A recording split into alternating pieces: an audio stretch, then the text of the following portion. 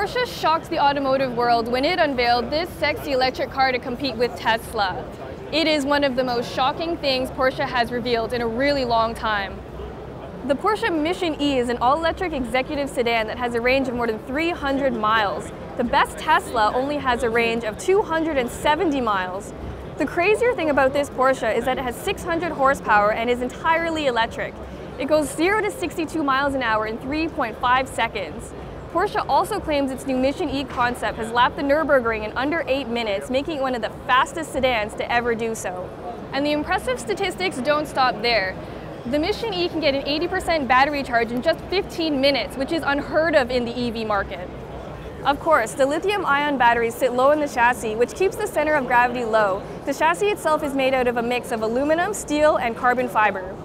With a sleek and sexy look, it still manages to maintain Porsche's classic profile while still managing to have 4 doors.